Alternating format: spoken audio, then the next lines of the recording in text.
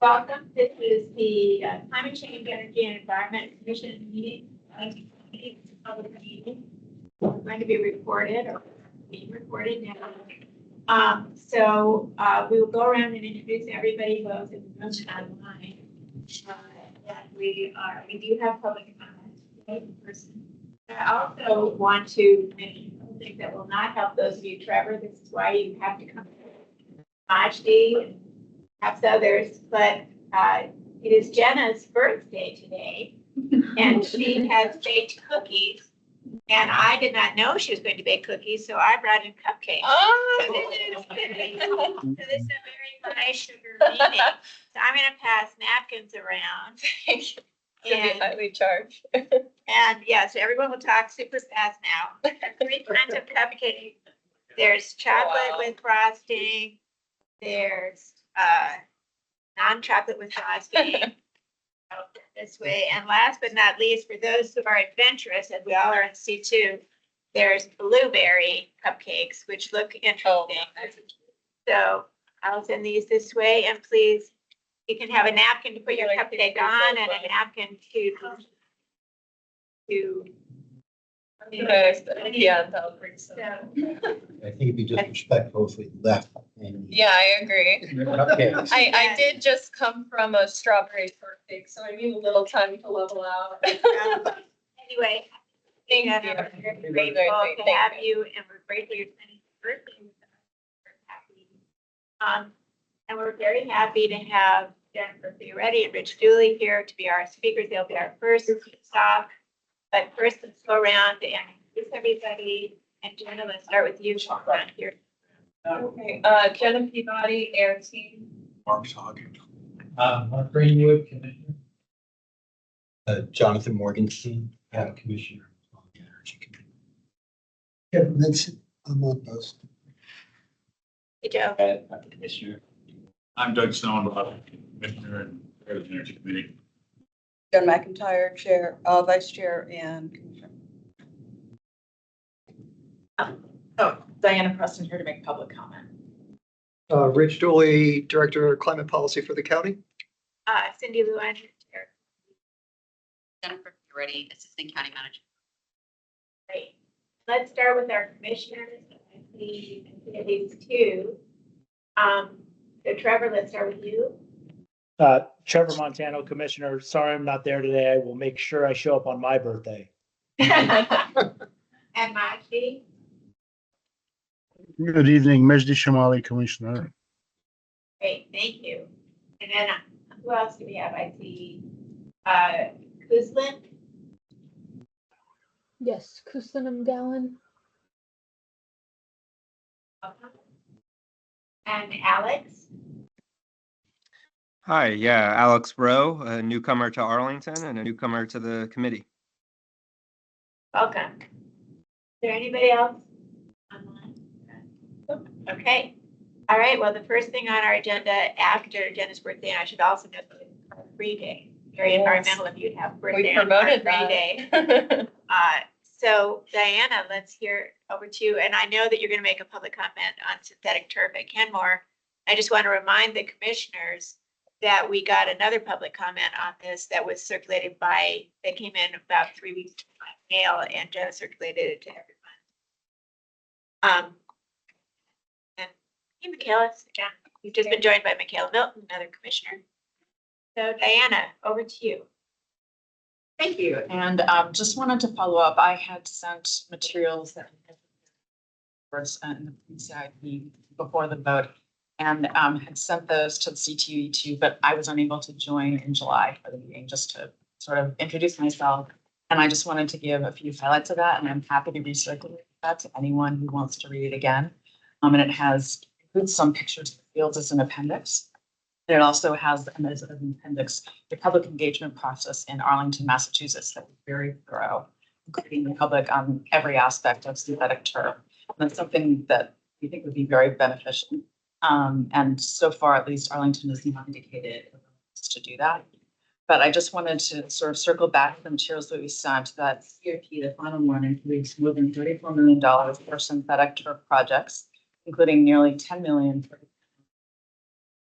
And the total is more than 10% of the cost for all of the Parks and Rec projects, the CIP. And maintaining those synthetic turf fields, contrary to popular sort of exception that has no cost. Synthetic turf fields, just the replacement and maintenance costs more than 4 times as much as natural grass turf. So we're a fiscal issue as well as safety and environmental concerns. And the focus now appears to be on improvements in the infill. And that is just one piece of the entire synthetic turf. So even though there are improvements there, you have 2 things. One, it's extremely costly to do all this. 2, you have all the issues with the existing field. So there are documented problems with various types of materials used in synthetic turf. And we can't change them all overnight. So we have a lot of fields already that have problems. And instead of focusing on that and returning those to trying to pass, we're spending tens of millions of dollars on continued investment, if you can call it investment, in synthetic turf. I call it expenditure, not investment. So those are sort of the big ones. It's the expense.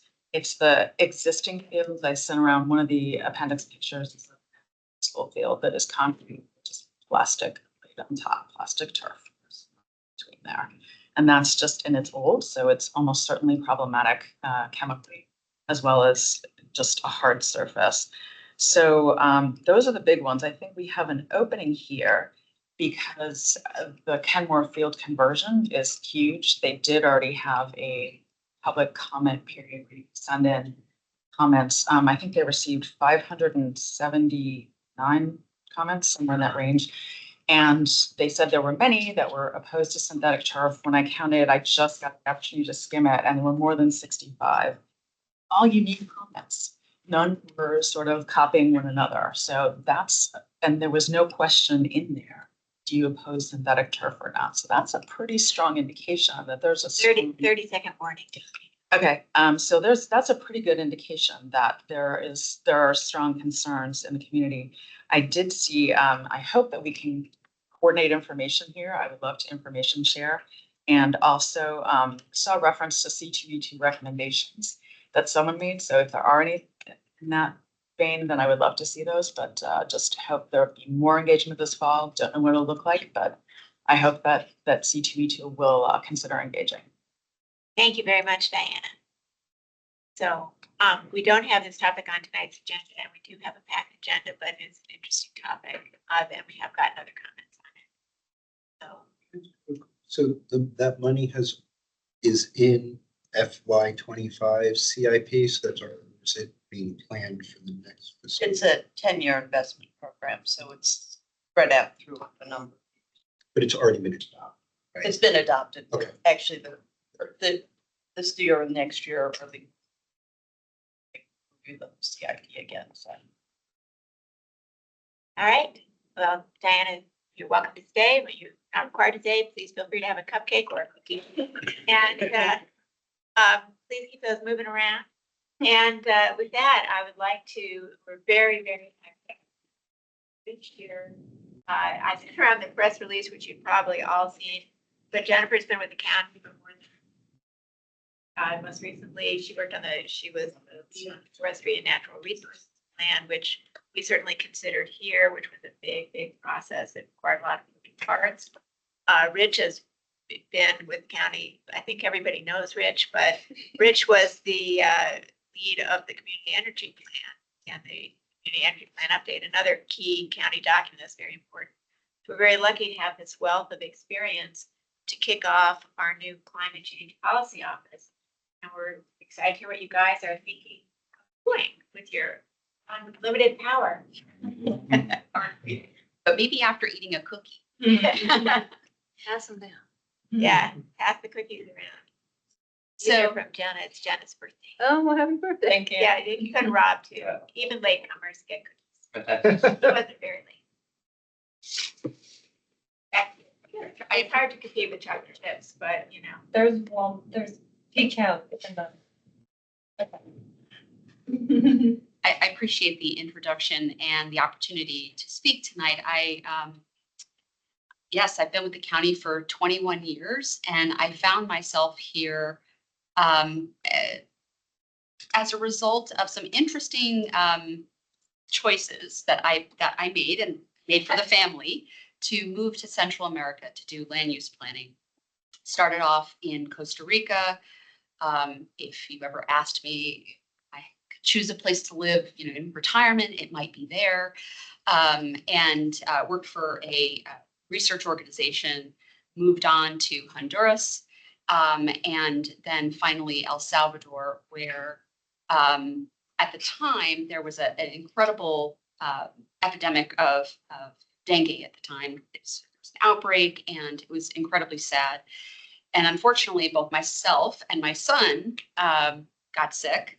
And I decided at that time I wanted to come back to the United States. I have a background in international development. I thought that was it for me. I was going to stay in Central America and give my life to the work, and realized at the time that it just wasn't the right opportunity to stay, not for my family. And so applied to Virginia to work in the community planning housing development department as in what's now known as Arlington neighborhoods, but at the time it was neighborhood conservation, doing planning there.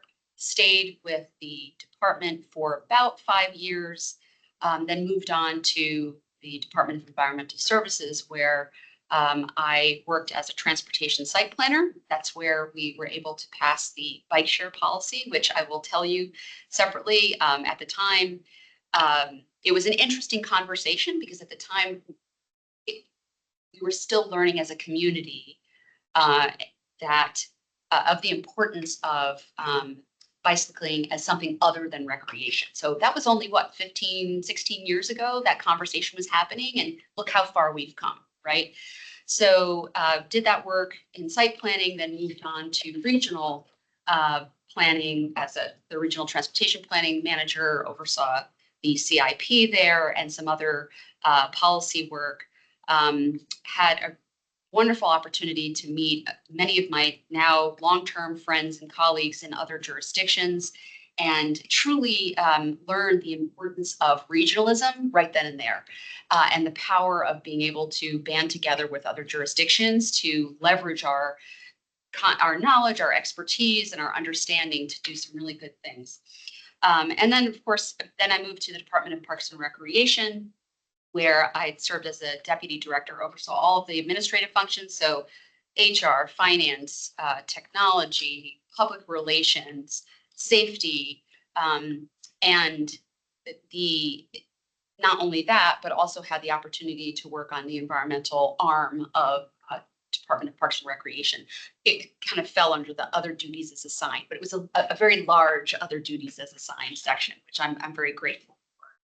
And that leads me to the Climate Policy Office, where now I've been tasked, and I feel very grateful for the opportunity to be the Assistant County Manager for Climate Policy, and to be joined by my long-term friend and colleague, Rich Dooley. We've worked on many a site plan together and other long-term planning exercises, visioning exercises. So it was nice. It's a nice reunion to come back, get the old band back together, as it were. And in looking back at the history and my work in the county, I feel like this is sort of the culmination of many smaller opportunities that we can now bring together and really focus on climate policy and make some meaningful change. And it's not just me, it's not just Rich.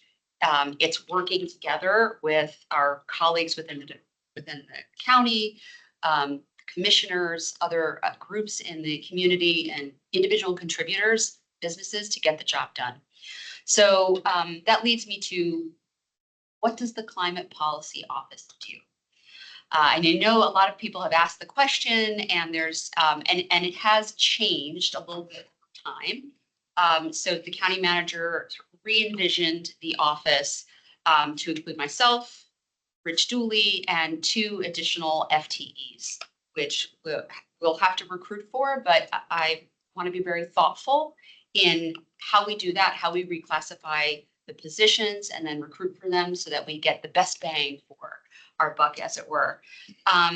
So very simply, Climate Policy Office is providing vision and leadership in the development of climate policy with a whole of government, but really whole of community approach with us where we are centering our work around racial equity.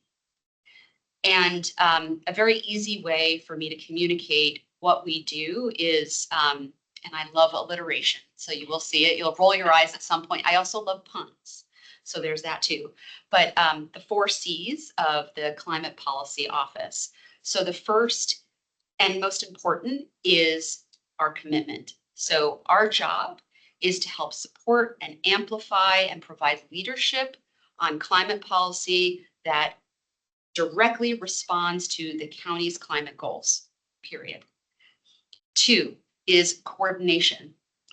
We heard very clearly, and we know that this is a very big piece of what we're going to do now and going forward, which is to coordinate and engage with our peers in the county to help understand, bring some understanding and connection and break down silos among all of the county departments to help advance our climate goals.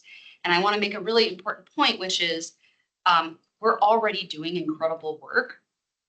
Jenna's team, right? The OSAM in general are doing incredible work.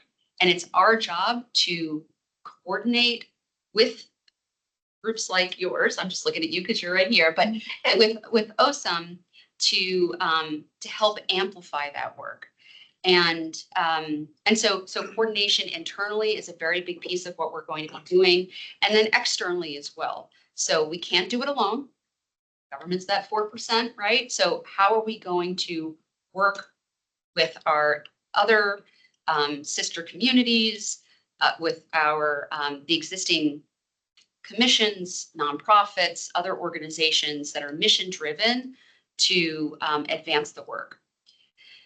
Thirdly, we talked about coordination, collaboration is another strong point of our focus. And here we're going to be talking about how do we create new bridges or build on the strength of the existing bridges that we have with our partners and our regional networks to extend our reach in the climate action arena. And then finally, communication engagement. So I've been spending a fair amount of time talking to individual stakeholders, groups, and I'm certainly going to be doing more of that. But one of the things that I heard pretty loud and clear was we need to continue to communicate. It's not enough every once in a while. We have to do it over and over and over again. How do we get that message out very simply to homeowners, to multifamily renters, to the building owners? How do we continue to get that message out that we have to inspire and support climate action? And then engagement is the sort of that second sub piece where we believe that the Climate Policy Office can work to help continue to have that meaningful, active dialogue with our constituencies so that we can help inform and make the best choices from a policy perspective for the county.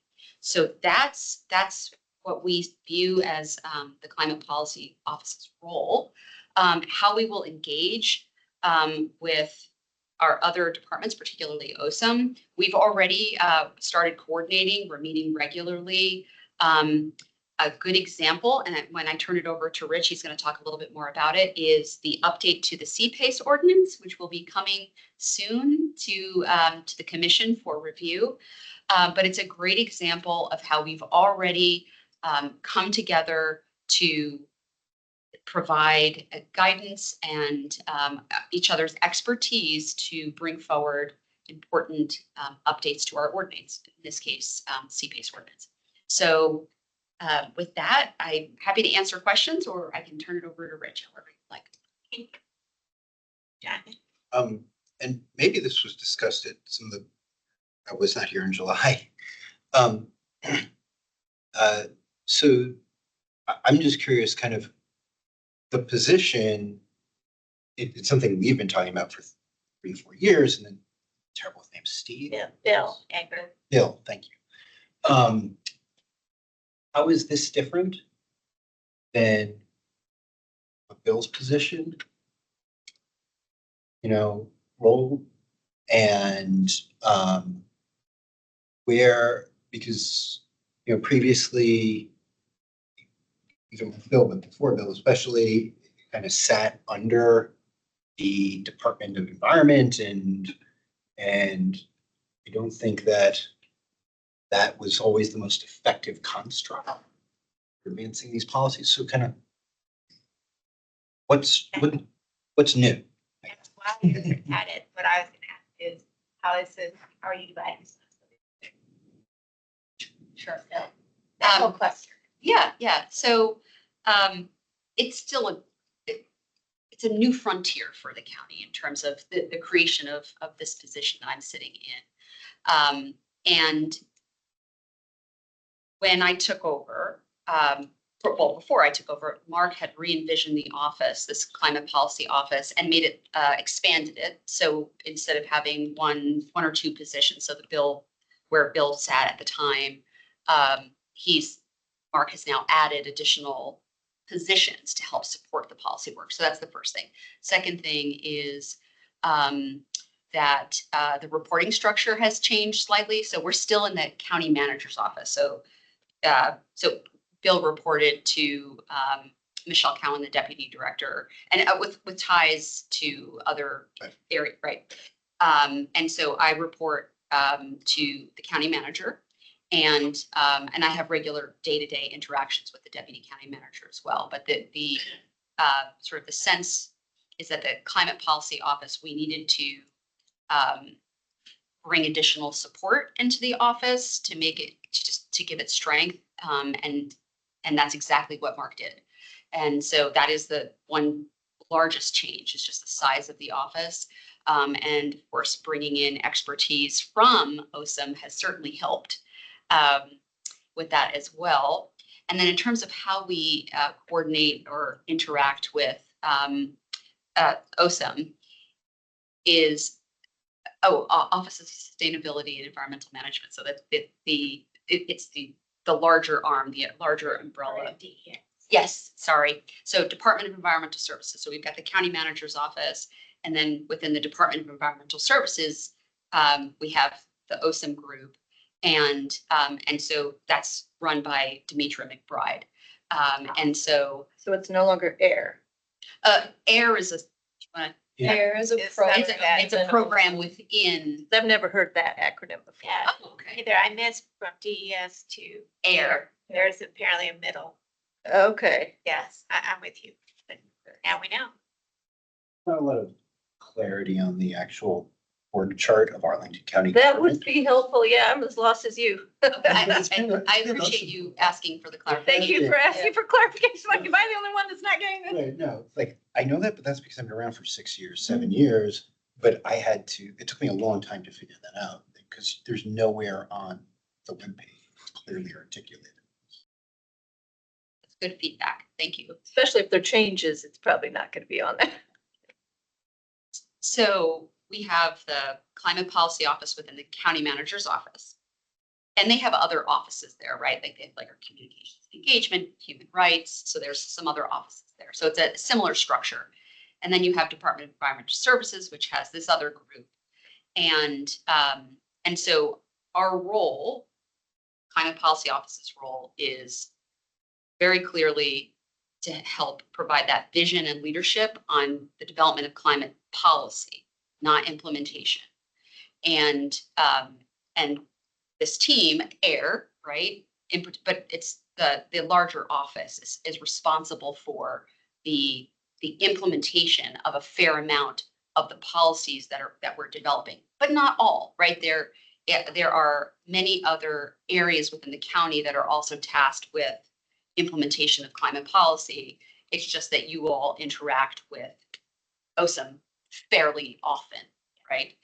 And so we will, similarly to our work with that group, Demetra's group, we will be working with all of the other, and I'm happy to go through it at the right time if this is not the right time, but with various bureaus and divisions within many departments. So Department of Environmental Services, Parks and Recreation, Public Health, Department of Human Services, Public Health section, and the list goes on. So, and one of the things I should point out, and you saw in the press release, so this is certainly somewhat repetitive, is that the Climate Policy Office has been tasked. One of the largest tasks coming out the gate for us will be to update the community energy plan with a climate action plan. And so that sort of ties back to our mission, our focus, which is to help develop that policy and help guide the county going forward. So does that help answer your question? And I'm happy to come back at a later date. And Jennifer and Rich are planning to attend our meetings on a regular basis. So after this one, they may regret that, but other questions? I don't know. Like this. You guys could keep coming while we turn it over to Rich. Are there other questions for Jennifer before we start talking about CPACE? I can't see. So just a general, it's a kind of for the, is what, how, you know, how are you starting to look at, kind of setting policies for how we kind of track metrics? I know we've made multiple comments in the budget, in the CIP. Is basically, we have no clue what we're getting in terms of climate action, environmental. Again, what's the outcome? Something that really is focused on, this is going to reduce greenhouse gas emissions by X%, or will get us down, you know, that type of thing, because, and how you envision, kind of the measuring and tracking and making sure that decisions and policies and spending decisions are being driven in part by, achieving ambitious goals in terms of reducing greenhouse gas. What gets measured gets managed, right, Joan? So at the end of the day, what we need to do is try to find a way to set measurable goals and then track them accordingly. We are doing that in many instances. There's always opportunity for improvement. And I envision that we can have a more robust conversation about this as part of the update when we advance the climate action plan. So I think it's not an easy answer, but one that deserves a fair amount of conversation and a look towards how we address your concerns, the ones that you've elevated going forward. One of the things is just for the government's greenhouse gas emissions, that should be pretty easy to say, okay, this is what it is. This is the breakdown of where it's coming from. Here are the buildings that, need to have energy efficiency improvements, replace gas boilers with gas and all that. Easy, it should be relatively easy to come up with that plan to say, here's the timeline that we're going to get to all of these being, zero emissions. Maybe not that easy, but no, I do appreciate the feedback, and it's Easier than actually doing it countywide. It's harder to do the measurements. Yeah. Other questions, Doug? Jen, just follow up on your last comment there about, if I heard you write down this end of the table, a big task that you think you've been given is to update the community energy plan with the climate action plan. And have you also been given any kind of a timetable on that, or do you have a timetable for that? Well, this is what, week 7 for me, and the answer is, in short, no, I don't have a timetable yet. But I'm a planner at heart. I like to have things organized to the extent we're able. And I will say, though, we need our greenhouse gas emissions inventory. So that is very much an important piece of the work. I thought we were like months away and we had to wait for the COG on that. Yes, right, exactly. And it wasn't going to be till at least 2025, like maybe March, until we were going to get those figures from the COG. But that's a long time to since we've heard about that, so. I can come back. We can give you a more robust update. We have been checking in with COG about the timing and we are very eager. But we are eager to move that forward and to get the results. Thank you very much. We'll have time for more questions, but let's let Rich put the rest of the presentation on the table. Sure. And then we can have more questions. Great. Thank you so much, Cindy. Good evening, everybody. Good evening to everybody online as well. I first want to start out by saying we want to thank you for taking the time to volunteer your time, because I go back a little over 20 years, dating myself here, but I sat in your seats as an E2C2 commissioner at the time. And so I know what it's like and appreciate your efforts. I'm going to go through the last 19 years quickly with my time here in the county. I also started in the community planning, housing, and development world as I joined the county as a senior land use planner. And was there for a little over 4 years and then got a knock at the door to take on the role of being the project manager for developing the community energy plan in 2010. At that point in time, I jumped over to DES, Department of Environmental Services, and was there up until just recently, working on the community energy plan, the development of it, the implementation of it, maintenance, and in 2019, the next iteration of the CEP. So it's been a fun time in working on all those various measures. And then now I have the opportunity to work together with Jen in the Climate Policy Office.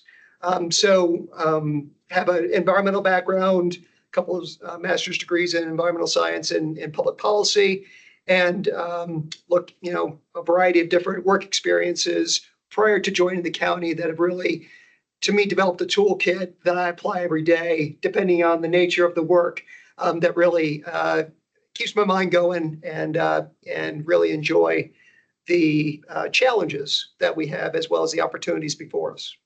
Speaking of some of the challenges and opportunities, we were the first in the Commonwealth to develop the Commercial Property Assessed Clean Energy Financing Program, better known as CPACE. It is a program that essentially the county sets up and tees up, and then it allows private sector capital providers to provide capital for commercial property owners of either existing buildings or new construction, to contribute to the capital stack for projects to make those buildings better performing in terms of energy efficiency, in particular, renewable energy, water efficiency. That was circa November 2017. That was when the ordinance got baked and got adopted by the county board.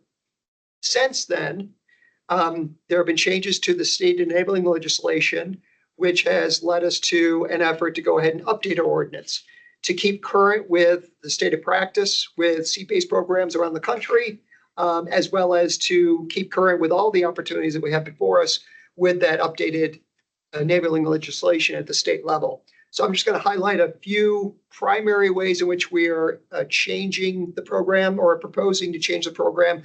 And we're working together with Demetra as well as the county attorney's office and a host of others in the county to go ahead and to get this ordinance forward for an RTA this year and then hopefully adopted this year. So we are striving toward that. A request to advertise. And so whenever an ordinance is either newly adopted or modified, it has to go through a kind of a two-step process with the county board. First is a request to advertise to let the community know that this is coming forward to the board for an actual adoption or action, or consideration of adoption or action. And then after that goes to the county board for a request to advertise, then there's a pause for X number of months as determined by the county board before it comes back to the board for consideration to be adopted as a new ordinance. So in this current ordinance, a few primary ways in which we're changing the program that are substantive.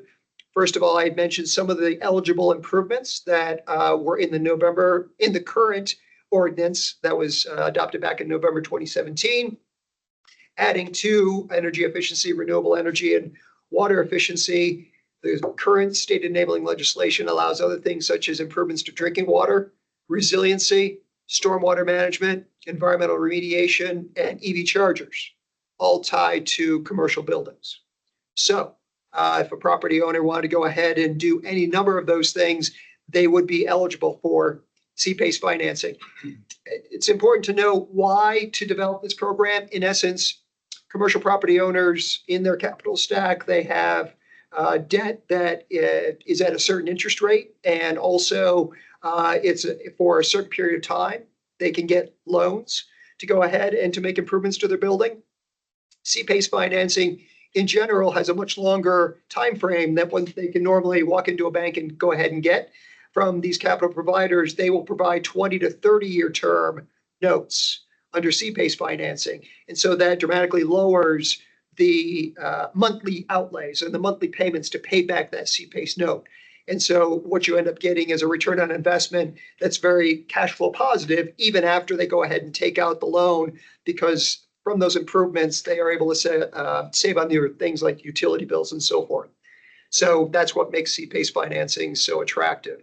The $25 million maximum amount for CPACE financing per project, we're revamping that and using best practices as used by underwriters for these capital providers to go ahead and to change that maximum amount based on for existing buildings, it's called a total loan to value.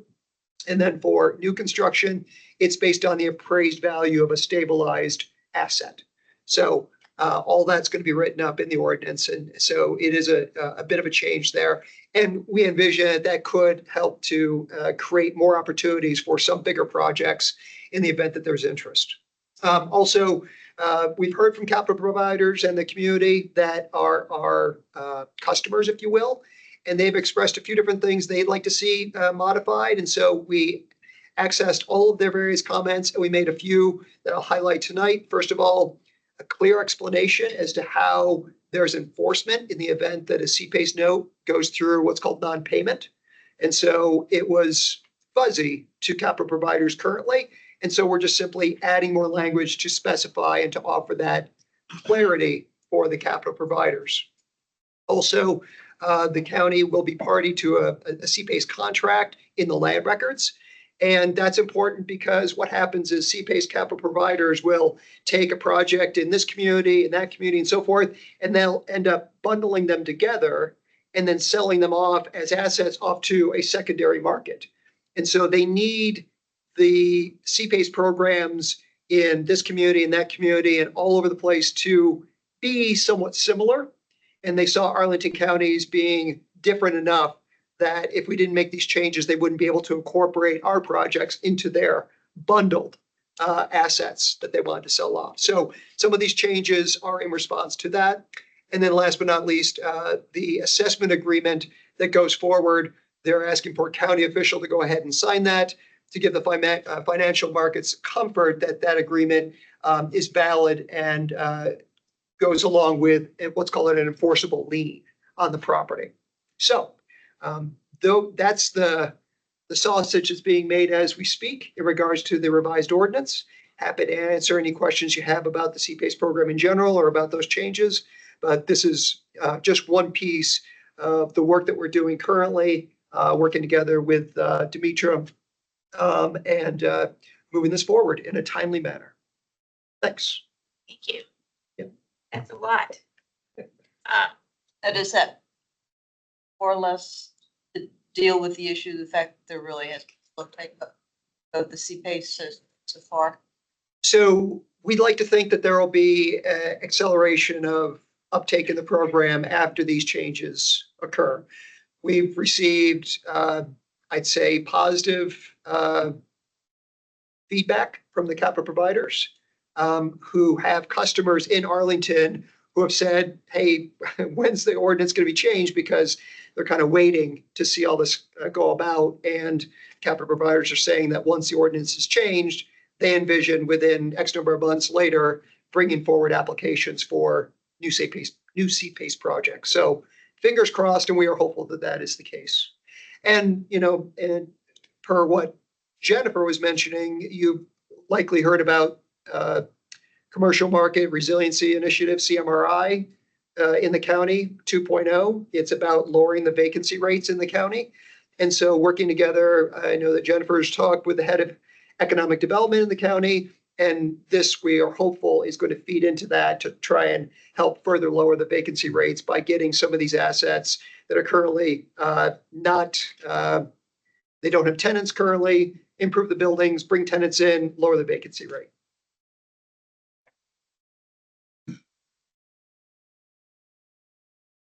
Thanks. Hey, Rich, this is fantastic. I think this is a great update for those of you that aren't aware. I mean, one of the affiliates of my firm is a preferred lender at all of the CPACE programs in the DC metro area. And I will say that the lien in particular, the enforceable lien piece was a major hangup, I think, for lenders in the Arlington market. So it's great that you're making those adjustments. I guess maybe two quick questions. And right now, I think the Arlington PACE program is outsourced to another provider. I guess, are there any plans to change that, or what's the future of that? And then B, have you thought about kind of marketing and communication around this new ordinance? Because I think it's going to be big to get that information out. Sometimes when a program starts out slow, you kind of have to put in a little extra effort to kind of jumpstart it once you make these changes. Have you put any thoughts and effort into that? Thanks, Trevor, for the comments and the questions. Your first question, so SRS, Sustainable Real Estate Solutions, is the CPACE program administrator under contract with the county. And to my knowledge, no, at this point in time, there's no change in the offing in regards to that. We've been pleased with the personnel there and the guidance that we've been receiving and the support we've been receiving from SRS. The second thing, your second question in regards to communicating these changes and letting the capital providers, as well as the contractors, as well as the property owners know about all these changes and what's in it for them. It's a great idea, and it is part of our game plan on moving forward. Let's get the ordinance adopted and so forth. And then as we look into 2025, setting up webinars, informing the property owners of this opportunity and how things have changed as we see it for the better, to allow for more of these projects to move forward and to let the property owners help to improve the performance of their buildings, as well as to advance other initiatives in the county. It's a great question. I think if Cindy brings cupcakes, we might be able to get a bunch of capital providers in that room.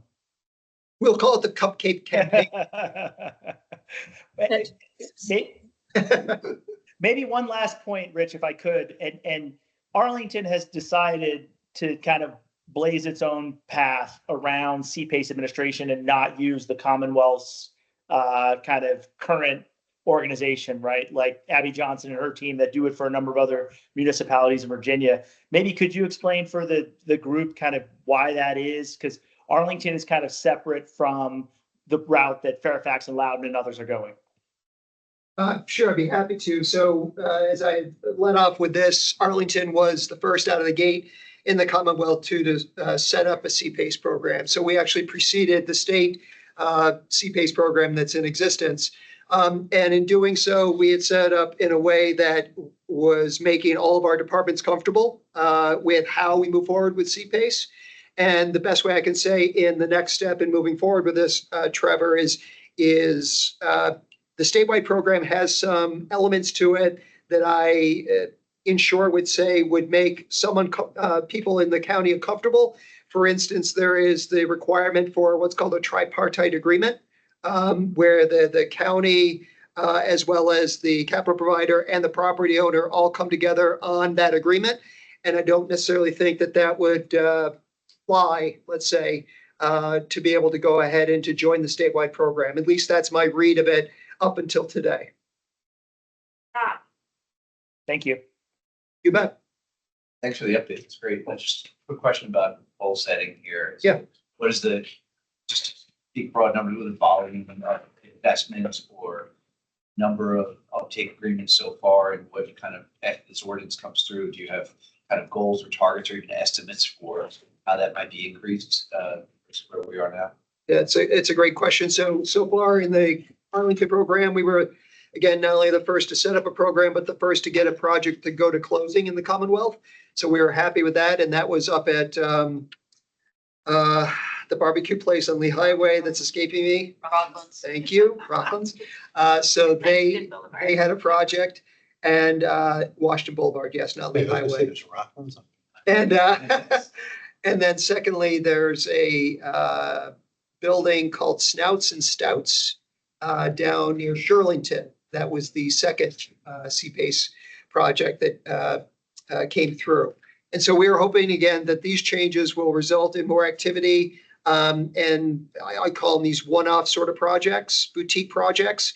And we hope that these changes will result in probably more larger projects in the metro corridors to go ahead and to proceed. And at this point in time, we don't have any forecasts as to activity. We want to get out there, let people know about it, and work together with our colleagues at AED and so forth, and to tease that out as to what we anticipate for activity. But I can foresee in talking with the capital providers that there will be larger projects in the offing than what we have thus far.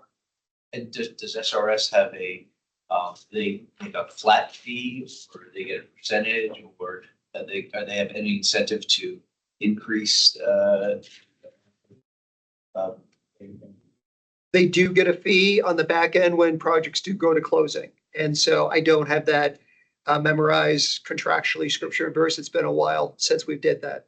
But yeah, that has not been a stumbling block in terms of getting projects across the line.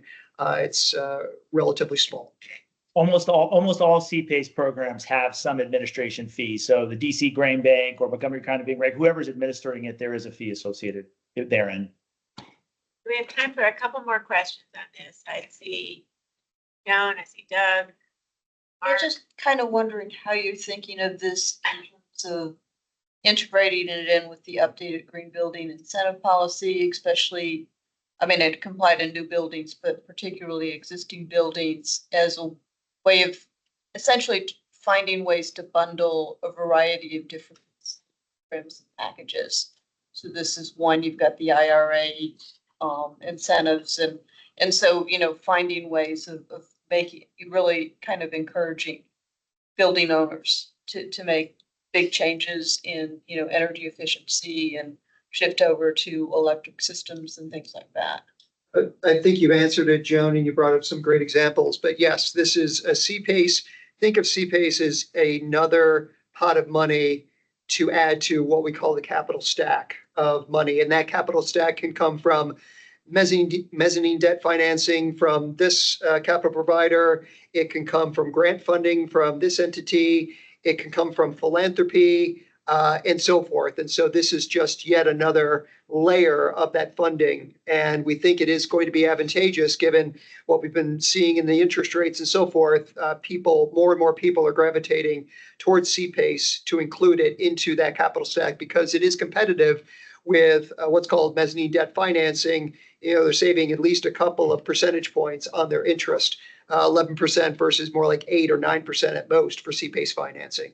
So that is music to the ears of the CFOs for these entities. Yeah, but I think especially for a lot of building owners, multifamily building owners, where they're not really thinking of these things. And they don't have to pay the utilities, so they don't necessarily care. So, you know, a way of actually using this as part of outreach and engagement with those owners to say, look, you know, you can do all these things. It'll be better for your client, your renters, and it will presumably keep them there and make them happier, and you can get some benefit, and it doesn't cost you a whole lot up front.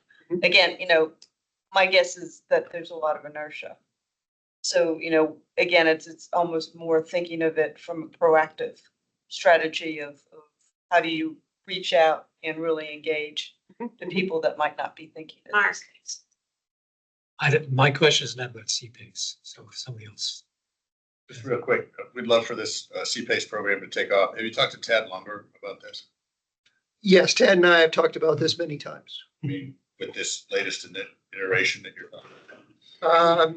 No, we have not talked to him particularly about this. What's the timeline? It's TBD, but we are striving to go to the board this year with the request to advertise county board report. And so we have meetings set up with other entities and other partners within the county to answer their questions and to get them on board. And if that is successful, then full steam ahead. This calendar year. That's correct. Yeah, the timing is great because, you know, the Greenhouse Gas Reduction Fund and other federal program dollars are about to start flowing late this year, early next year, and having a proper ordinance in place for CPACE in the county is really important. Agreed. Yeah, my question is about extreme heat. And it really is a question for both of you, I guess, which is, as I've talked to people who are in what I call the advocacy business, they tend to say that extreme heat is one of the biggest issues that we're all going to face. And they wonder what Arlington County is thinking about as the role of the county in dealing with those issues. And I wondered if you had some thoughts, both in terms of what you're thinking about substantively in terms of policy, but also where's the point of leadership in the county to deal with that issue? So you're right. Extreme heat is and will unfortunately be an even greater challenge going forward. And we are fortunate, I guess, that we can learn from other jurisdictions that are struggling with this and have tried applied different policies to help adapt the community to the changing temperatures. And where the county can provide leadership, we've certainly done a fair amount of work to get the word out in terms of extreme heat and where you can go to cool and to be safe and tips and all of those important communication messaging pieces. But there's certainly an opportunity to do more. I see adaptation, resilience being key pieces of the conversation as we look to the climate action plan. But we don't have to wait for a climate action plan. I know I say that in terms of there's a lot of opportunity in that type of planning document to have a more fulsome conversation about how much the county leans into this type of work.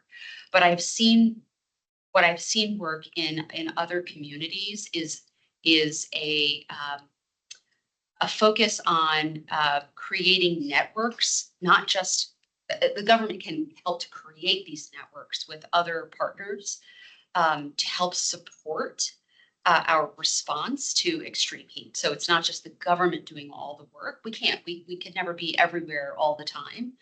But how are we more thoughtful about working across the community to find those groups of support to help respond accordingly? So important, that sort of big takeaways, incredibly important. More is coming. Climate action plan is an opportunity to have that conversation, but we don't have to wait. And in fact, we are in active conversations with our Department of Emergency Services Management. It's a very long acronym, and I don't think I could repeat it correctly. It's DIPSA. And to talking about ways that we can new policies that we can implement that utilize the existing. There's individuals that have been trained. They've gone through this emergency training program that are there to help when there's need. So how can we leverage those individuals who are already certified in sort of at the community level to help with the response of extreme heat? And I recognize that I'm talking about the response side, and there's a much bigger conversation. But in the short term, there's more that we can do to help prepare ourselves to be to help support our most vulnerable in the community. I don't know, Rich, if you wanted to share any other thoughts. I think you stated great, and I would just add on it getting back to Jennifer's whole of community perspective, the partners in the community as well as our partners internally, and really stepping back and saying, where are the facets of urban heat island impacts and how do we mitigate them? And then how do we adapt and how do we become more resilient? All of those are going to point to different departments and different partners internally as well as externally for us to go ahead and logically make sure that we address it comprehensively. Also, just add, one of the air initiatives we just did was at the Hispanic Festival, and there's about 500 to 700 residents there, and we translated some response materials that were what to do in these extreme heat scenarios over to Spanish. So that way, and so it's one of our educational initiatives to make sure that we are including an equity piece to this. And I would be remiss if I didn't talk about the Forestry and Natural Resources Plan. Trees, trees, trees. Yeah. Trees. We were very fortunate to use the information. We use American Forest's tree equity data to help inform our focus on tree planting and tree conservation. And I think that so in this plan, it enables us not only to target tree canopy, but also focus where we need it the most, right? In the areas in our, but we've overlaid it with the heat island map so we understand both where we have the most vulnerable populations on top of the Grace heat islands, and then we're able to target tree planting accordingly.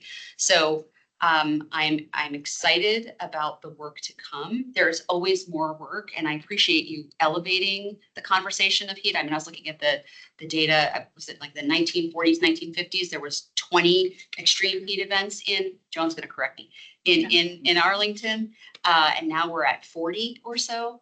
So it's significant and it's happening. It's going to get worse, unfortunately. Thank you all for all of these very good questions and for bringing the whole sub-presentation on CPACE. That's very interesting and exciting. So thank you, and we would clap for you, except if you're going to come every month, we wanted you to come November. So we're very glad you're here and thank you for the open dialogue. And but in the interest of time, we're going to move forward. And I was going to say a bit ago that we had 100% of our commissioners participating on it. But I think we lost Majdi. So we did have a moment where we had everybody after Elizabeth called in and before Majdi left. But thank you all for being here and on the phone as well. So the next thing on our agenda, which Jenna has presciently pulled up, is the Visioning 2050 submission. That is our postcard from C2E2, which is more like a letter than a postcard at this point. We talked about this. It is due. So today is the day that we have to finalize it. We talked about this in July pretty extensively, and we've updated it for a lot of the comments we've got. We've heard a lot about CCA, about bringing up the idea of it being Arlington being a virtual power plant, about bird-friendly glass, dark skies, and particularly about equity. So we've added a whole section about equity. We've made a lot of updates. This was sent out a couple weeks ago. I want to thank Mark and Joan also, particularly for their comments that are already integrated. But since it's been resent, nobody has added any additional comments. So I added headings to make it less daunting. So the headings are electrification and renewables, transportation, development and zoning, resiliency, green jobs, and equity. We've given that we've already talked about it at a meeting. Is biophilia in there somewhere? Yes, there. It's been a minute since I've looked at it. Yeah, I know biophilia is in here. Yeah, the county staff has been assiduous about tree canopy coverage. This is the future state, but requiring native biophilia, including green roofs and vertical gardens. Dark sky requirements have also helped wildlife and human livability, which I think you Okay, good. as have the bird-friendly glass rules. Thriving flora and fauna are key for mental residents while also combating the heat island effect. It's made life much more Worked it all in there. in urban areas. Yeah, we have a few run-on sentences, got to admit. I move that we adopt. Second. Cindy, I just had one thought of a change, and it would just be adding on to that last sentence paragraph. that would say something to the effect of thanks to, ambition, or thanks to, ambitious or aggressive action, by the county Right. starting in 2025. I think. Arlington is, I just want, I think that kind of sense, getting isn't this sense of, this has to happen right away. It's not a matter of, we don't get to 2050 without doing something really Right. to not, yeah, we should have done it 5-10 years ago, but. Or maybe moving that up to the second sentence or somewhere. It's not a sentence. I thought we put that. Why was this thanks to Arlington as Did a a cost critical critics? part of meeting the 2035 goal. Yeah, I know, it just, I think it's this, getting the sense that the We said county they needs to put accelerated in. their efforts, so we could say in 2025, Arlington County accelerated its efforts. How about that? Yeah, or something, or, Okay, but. How can you use past tense? 2025? so The post. now it says meeting. Okay, all right. Yep. withdrawing evidence. So today is the Yeah. past. So, all right, we're writing, okay, got it. Yeah. Okay. Yeah. Also. Yeah. Okay, yeah, no, I just kind of get, Yeah. Elizabeth?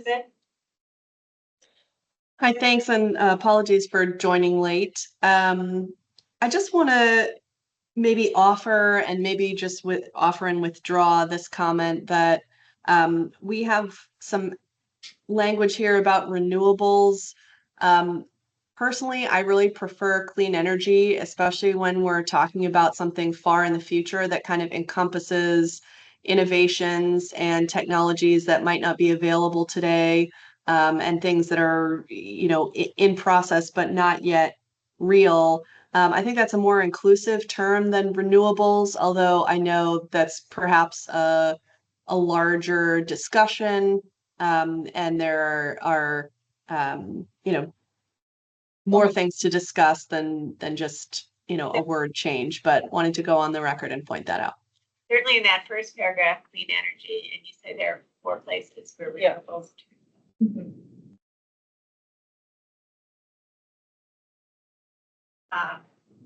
Clean energy. What would Yeah, encompass in that nuclear. Yeah, nuclear, clean energy is a term of art, and it's defined somewhere in legislation, it includes, coal and gas with CCS and things like that, so. Yeah. Well, it could include, clean sources like nuclear that exists today, also fusion energy that doesn't really exist today. Personally, I wouldn't put CCS in there, but if it reaches a point in, where that technology is actually able to capture emissions on 100% basis, maybe it would be included. But I do think something broader than renewables, which to me really only means wind and solar, and maybe, biomass, maybe geothermal, but, since we're looking at a 2050 timeframe, I think certainly I would really hope that there would be other alternatives that could, be included in that category. Green hydrogen. Right, exactly. Or is the way to do it that doesn't include the greenwashing of Yeah, well, the clean problem gas with or some of this is, clean gets defined. nuclear and A lot of like things other get problems. defined as clean that are very questionable, but it really isn't up to us for this particular document to kind of Yeah, what I think a definition is beyond the scope of what we can do here. I mean, perhaps we could say that clean energy is a non-emitting. Non-emitting might be a better choice of word, because it's a lot more specific than clean. Yeah. I mean, I think Different clean separate. energy is probably just fine for the moment, because again, we can't hash out all these definitions, and they will go on for a long time, and there's, a lot of stuff that gets thrown in there that isn't really appropriate. They're gonna change Biomass. by 2050. Yeah. It is gonna change by 2050. So, the battle to be fought in No. other venues. What do people think about non-emitting sources? Kind of like clean energy Clean is better, more just because it, yeah. Energy. Okay, so are we good? So to amend Kevin's motion to accept with the change to adding that we got to start tomorrow in however way we do that, and also the change from renewables to something broad, renewables and other forms of clean energy. She's already, It's just ambiguous. she's already made. the Okay. changes. 2050, I know, yeah, but we're talking 2050. Yeah, so are we okay with that? Following Robert's rules, I'll accept it as. Well, yeah, so Okay, so all in I don't favor? know, it is frustrating. Any other comments? Any other discussion? All in favor? Aye. Thanks, everybody. Okay, and that's, I hope that will be a helpful piece. The legislative priorities letter is next on the agenda, and Joan took the lead on that. So Joan, can you say what you, I mean, I think talking about how we think that 2025 might not be a great year, but things that we can take to position ourselves for a positive 2026. You know, this is the letter we write every year, but we definitely made changes to it this year. And tried to prioritize differently, and we did get some comments, and those have been adapted. I didn't see any comments except Doug's formatting comment to give a little more white space, which is probably a good idea. All these documents get kind of dense. But otherwise, Joan, you want to give a high level Just of what's yeah, new and kind of new high and level excited? is moving the last few years since, you know, the 2021 governor's race. We've been kind of in a defensive mode. And that, you know, now that at least that the General Assembly, you know, has got a bit more coherence, but we're still, you know, in a sense, going to be in a defensive mode, but, you know, with the anticipation that there will be key elections next year. So that going in, so this is a good time for coalition building. So kind of moved a little bit away from, you know, kind of being on the defense, but to starting to position ourselves to be on the offense so that, you know, depending on what happens in next year's elections, they can move forward. The other probably key thing I think is the kind of shifted the focus. Instead of starting with building green buildings, we actually shifted the focus to the grid, because there has been so much discussion about the grid, the demands on the grids, the potential for a virtual power plant agreement, battery storage, ratepayer, you know, making sure the ratepayers aren't paying for these big data centers. So that there's, you know, so there's one bullet in there, and particularly on utility reform, that's just packed full of all sorts of things that probably need to happen. Most of that's kind of outside of Arlington specific, but it is crucial if we're going to meet our climate goals, is that, you know, these transportations take effect. So, and then I think the other thing that we haven't had in past letters is something on composting infrastructure. The General Assembly last year actually passed legislation that would allow jurisdictions to require supermarkets and schools and some other big generators of organic waste to actually, you know, direct them to divert it to composting. But I think one of the issues that is raised is, do we actually have the composting infrastructure to do that? So again, you know, raising that as an issue, again, that's very useful for us, important to meeting the zero waste goals. And I just want to add that one comment is this letter too long? Comment we get about all our C2E2. You know, are there too many priorities? Not our fault, this is a complicated issue. Solving all the problems in the world. Yeah. But I actually think when I started Googling around and seeing what other groups were putting in their legislative priorities letters, we could have put 50 more things that other groups had pulled out.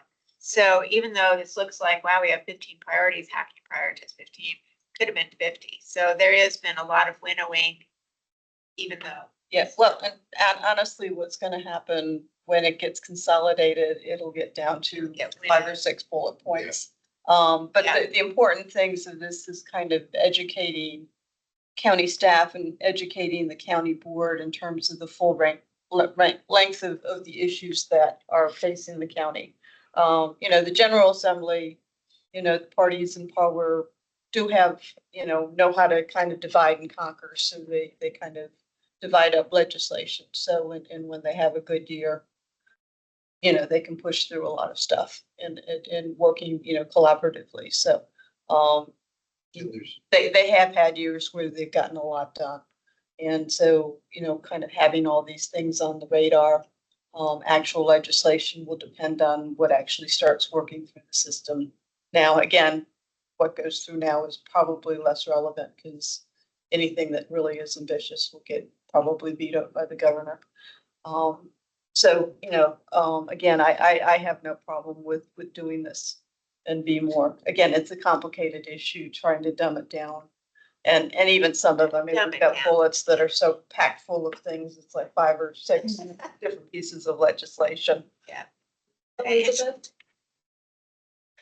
Cindy, I appreciate you giving that touch point with what other commissions are including, because I certainly had the same thought that this is more of an exhaustive list than a priorities list. And I wonder if, you know, I think I have no problem, you know, approving the letter as it is, but I wonder if, you know, maybe when we do this exercise next year, we do highlight maybe 3 to 5 priorities and actually increase this list, because I think maybe there's been some tension about not wanting it to be such a long list, and maybe we haven't been as exhaustive as we could be, because there's that tension between, is this everything we want or is this priorities? And so maybe we could actually do both.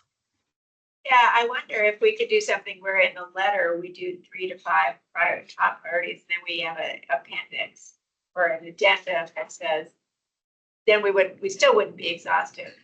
That'd be too exhausting. But we could break it in some way. I think that's, you know, so that is definitely good food for thought. But for this year, I think we have to get it approved at this meeting because it has to go into the county board process. So, and I hope, you know, we're trying to send stuff out at least a week in advance of the meeting so that people can read it in advance. And I'm not going to ask you whether you did, but I'm just hoping that that process at least is one that is working. Keep one of those, not for this letter, but for the future too. If we didn't want compromise between what you're suggesting is, we have this broken down into 4 or 5 major categories. Right. We could rank order the ones. So if you wanted your priorities, you could take the number 1 thing from each of these lists of 4 or 5 bullets and say, those are our top 5 priorities. We could order these and based on whatever criteria, which ones we think are most effective or most likely to pass or most impactful. So we could have kind of sub. Yeah, I think that's a good idea. I did try to do a little of that. It's like giving up a baby, you know, which is my favorite baby. You know, it's really hard. But we'd have to battle out it internally, have that list of 1 through 4 on each of these things, but we're not gonna do that now. Or just to kind of give an indication. I think the bullets tend to be ranked in terms of most important to least important. But, you know, again, over time they get changed. So, you know, Reggie, there are things that I like that I think are important. But and then you have to balance what's doable and what's the biggest bang for the buck? What's the thing where you are choosing it? It's something that could actually happen. So there's a lot. Yeah. There's a lot in here. Probably don't want to underestimate what can actually be done. As you know, there's lots of other groups and individuals as well as the General Assembly members that work these issues, you know, all year. So again, it's awareness of what's going on, what's important, and pushing whatever. Again, it ultimately ends up being the opportunities. What seems to be likely to make it out in commission and what's actually on the plate. Once gets into a consolidated bill, work in the federal space is a short list compared to energy acts in the Congress. Where's the Christmas tree? Exactly. Other comments, Doug? Well, it's just a question brainstorming here. So this document then goes in with letters from many of the 60 different commissions, and then it gets put through the sausage machine or whatever, and it comes out, there's a letter or a statement from the county, like I remember, like 12 different sections, and the main commissions each get their little half a page or 3/4 of a page. And I think ours was the very last of the 12 sections last time. But who on county staff actually does the job of summarizing all the commission's letters and coming out with that final statement that the county board approves and sends out to Richmond?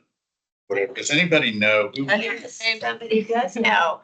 The CC, I think we have her CC'd. Alana. Is it Morris. Alana? Is it Yeah. Alana who puts all that? So she's the liaison, the state legislative liaison. So her role is to gather all of the information, the feedback, and then help the board develop this package that then it's a legislative package that then they adopt.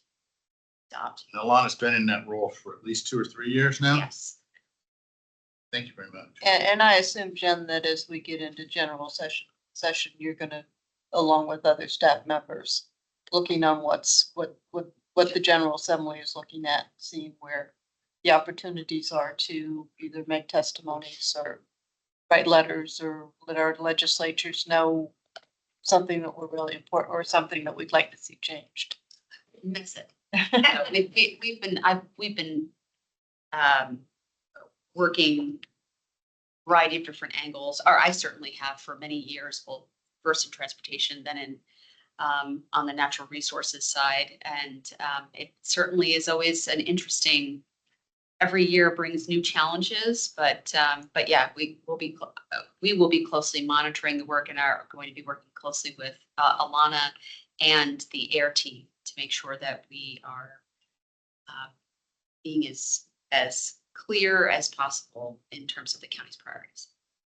All of our letters are public, so there's nothing to prevent any individual citizen from taking that, and send it directly to our delegates, state senators and stuff, and saying, hey, this is what the Arlington County Commission. Well, there's usually going to be a session in I think it's usually November, where they bring in basically our legislatures. They talk about the upcoming session, what the priorities are To the board, to the board. right? Not to us. No, not to us, but to the county board. Right. And I think usually commission chairs have an opportunity to weigh in. Actually, there is a public session as part of the county board meeting that people can weigh in on, and usually we do weigh in on those as well. So, I mean, there'll be a couple of opportunities for us as well as other citizens to weigh in. And there's a number of organizations on the environmental side, as well as probably every other important topic that, have their constituencies, and they will send out, calls to actions and things like that as things are making themselves through the commission process, the committees, and then eventually adoption or being voted down. Other questions? Are we ready for a motion? Did I somebody- move we adopt the letter. Thank you, Elizabeth. Second. All right, all in favor, say aye. Aye. Aye. Aye. Adopted. Thank you. So our next item is Rob and Elizabeth talking about their SPRC they've been working on. And I know they circulated their letter. Have some stuff to talk about here. But I just want to talk about the SPRC process for a minute, and then I hope we'll have time to talk about it more globally. We have some news. The SPRCs, thanks to Mark, who's been tracking them, there have been some changes. And so we do need people, and particularly there's one project. After Rob and Elizabeth finish this project, there'll be 3 projects on the SPRC roster that are considered active. And I have 2 of them. I'm not taking the 3rd. So I really would like someone to volunteer as the Hotel Pentagon site, which I think is that low-lying motel on Glebe Road near nothing. It's near the tail end of the Army Navy Golf Course. Anyway, so we can come back to that, but we will need a volunteer for that project. And also Taka stopped by. I got here early, and so Shannon and Taka stopped by and chatted for about 15 minutes right before this meeting. He was saying that he was just at a meeting about a building, And he looked and looked for the C2E2 letter and the checklist because he relies on it so heavily. And we did weigh in, we missed that one, and it's true. I think David Evans, who had to resign because he moved out of the county, was our assigned person. That's what I said, and I think it was true. But you know, it was really interesting to hear him say that he was really excited about them being active things that he understood they were doing. Really wanted our expertise to help him understand what they were doing and if it was really good. Jenna, anything? I mean, that is pretty much what he said. So this is really an important part of what we do, and the county board is really listening. So, no pressure, Robin Elizabeth. Would you like to talk? With that, I'm gonna turn it over to Elizabeth. Yeah. It to work anyway, so. This is certainly out of my comfort zone and skill set, but I agree this is it's evident that we have a really important voice in this process. And I think too, based on my experience, it might be interesting to kind of have some dialogue with some of the other commissions, particularly I think there's an urban forestry commission that had interesting things to say at the meeting that I attended. Unfortunately, with this process, they're not scheduling the meetings around me at all. And so that was a bit challenging. So I wasn't able to attend the second one, and I really appreciate Joan stepping in and taking excellent notes, many of which I used in the letter that I drafted. So just to orient folks to this proposed building, it is a 7-story, which you'll notice is rather short for Crystal City, that is on a kind of pizza wedge space that's next to currently a park that probably doesn't get too much use. There are a couple of volleyball sand courts in this park. There's also volleyball courts just a few blocks away at a much better traveled park that's near the Pentagon City Mall. I think it's Hayes Park. But this block, they'd like to do a mixed use, but primarily residential building. And the designs have gone through a number of iterations, which has made it a little bit challenging to track what they're actually proposing at the moment. In fact, there's some dispute about what they're proposing for electric vehicle chargers in the building that we may need to go over, and there's some discrepancy between what Rob had seen and what I had put in the letter.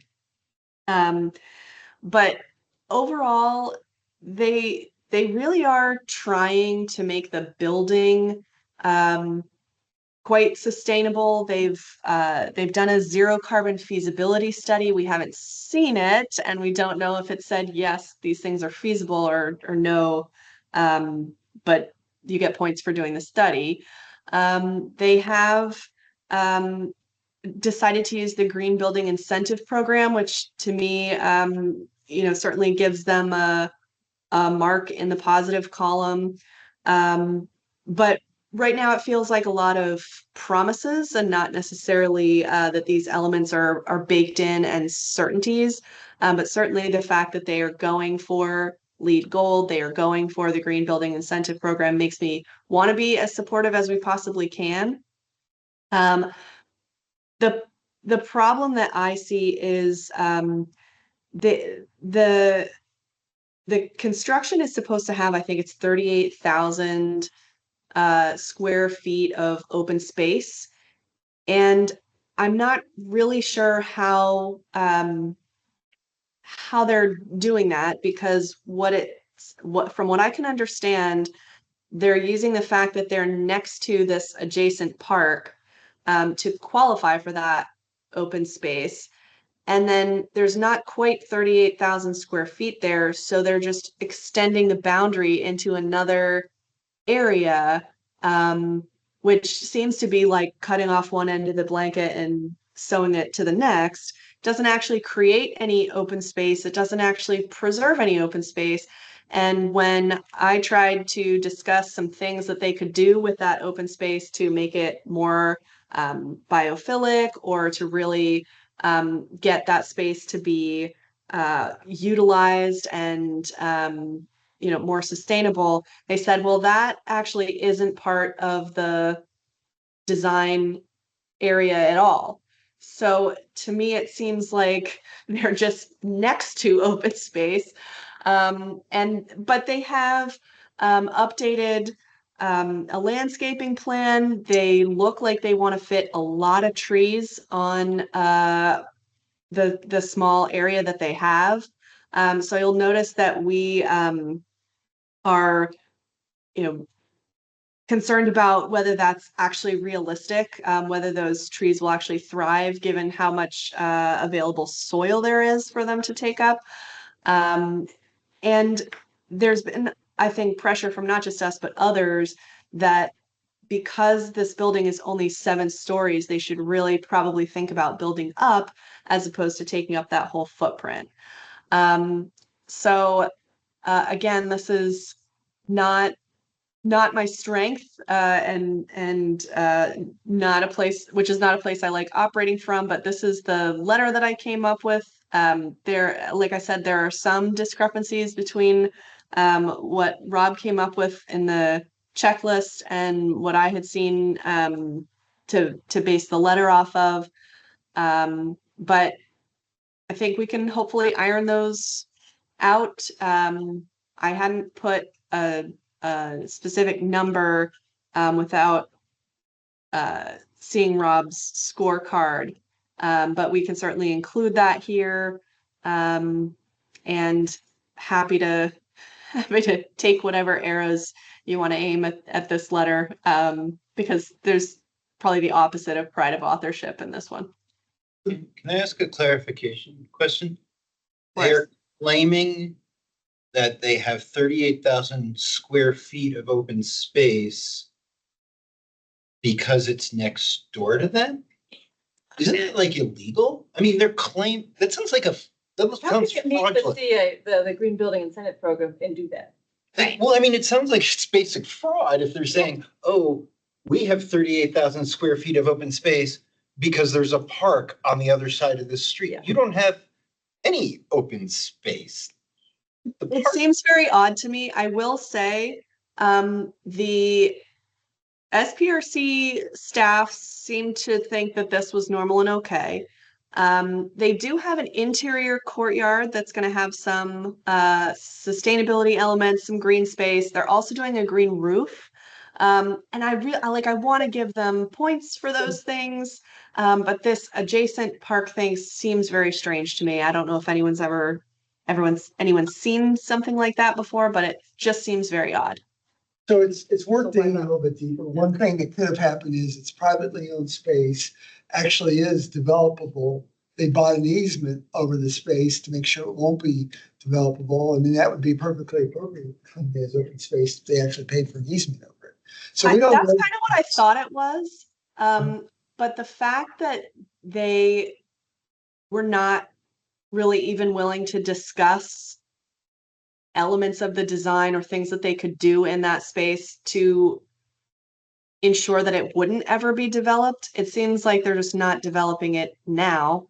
But as space gets more and more precious, I think we're going to wish that we had made them build more stories, and really committed to having this open space and making it part of the design and saying, yes, we're going to, keep this open space into perpetuity and make it beautiful and a park, instead of just saying, no, we're not going to develop it now at all.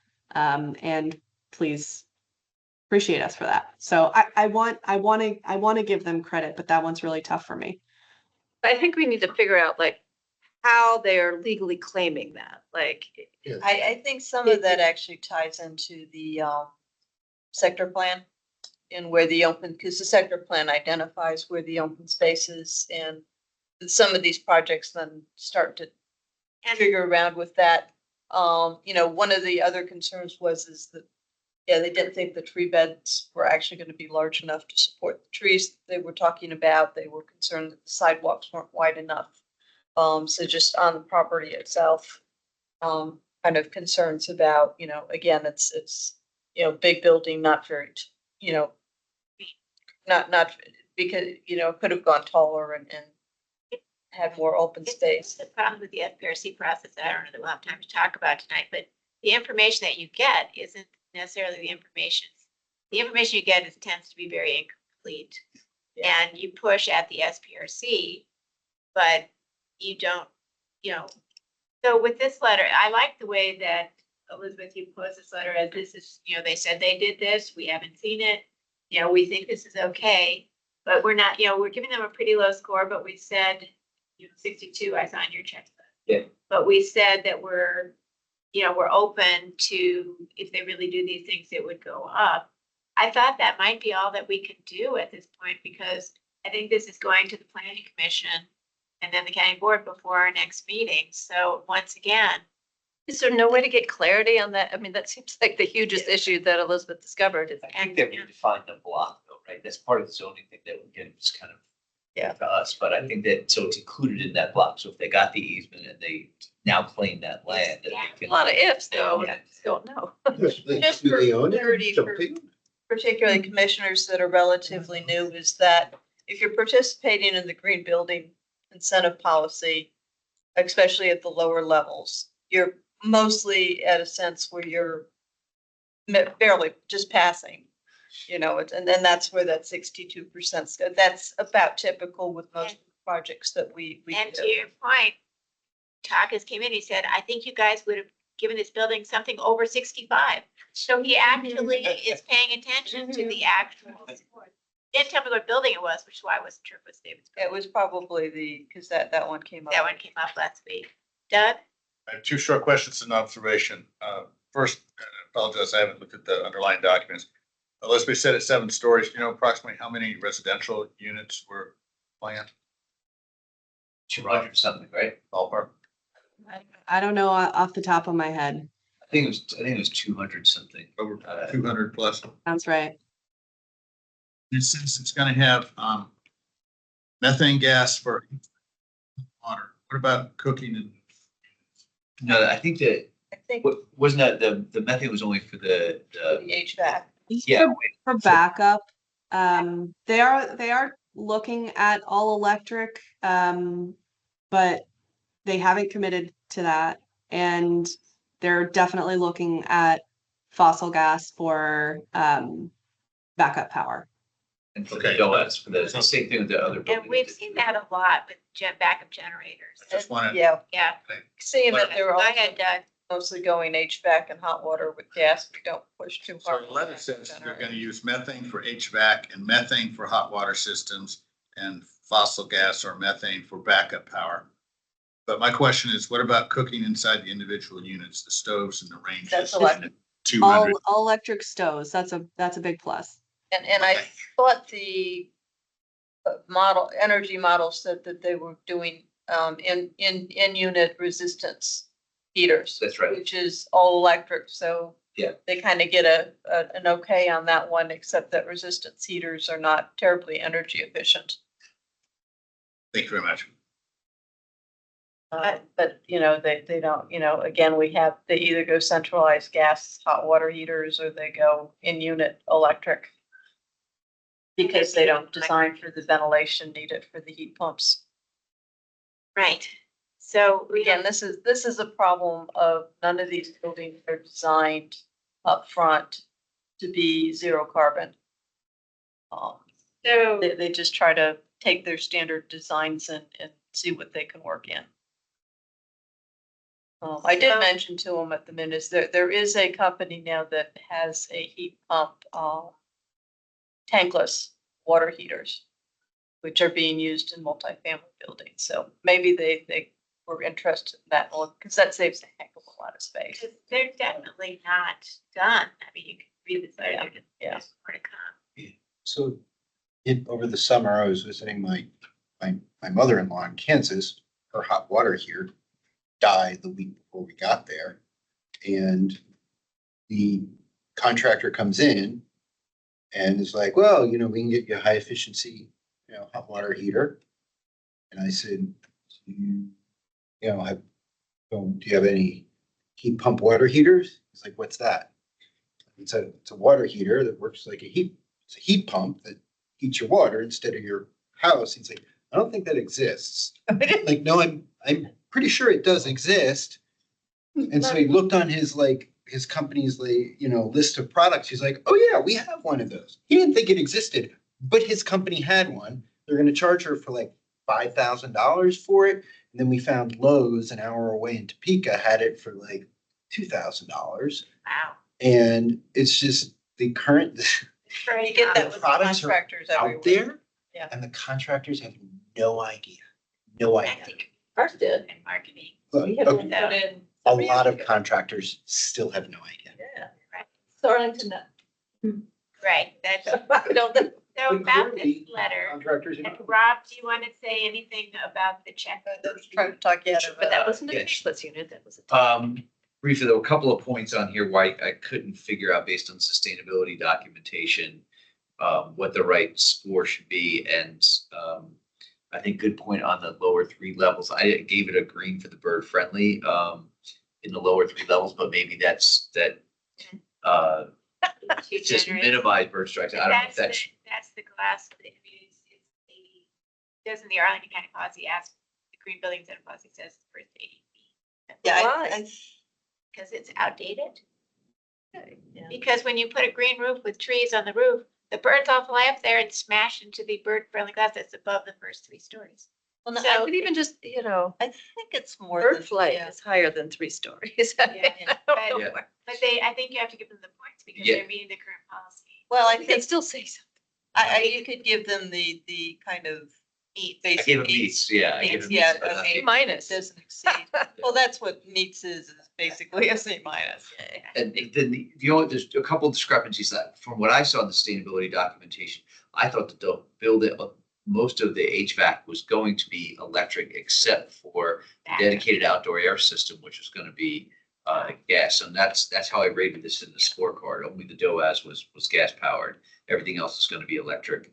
And then what I saw in the sustainability documentation that they were citing the green building incentive policy of 4% have to be of spots for EV charging and 15% EV ready, but their actual calculation for what they were planning for was 6% of the spots were going to be fitted for EV charging and 19% were going to be EV ready. I think that's Still fair. I mean, I think our exceeds is up to 50% even. right. So it was still, it was still it was still a meets. But I just put the actual values in there, and the Yeah. question is whether or not we change those values in the letter. Yeah. Because the letter still says 4 and 15, which I think is the Yeah. policy, not the actual what they're planning to. And usually when they're using gas anywhere in the HVAC systems, we usually just give them a red. Red doesn't meet, just because we're really kind of hammering home on those, on that particular aspect is we want all electric The buildings. letter needs to be. Yeah. That's what I'm saying. Yeah. The letter needs to be accurate. We don't Yeah. have misstatements. So we could have a motion that Rob Elizabeth will form the letter. And, that's subject, that we approve it subject to their updates and that it go out because I know it's time sensitive. And I also know that we're time sensitive.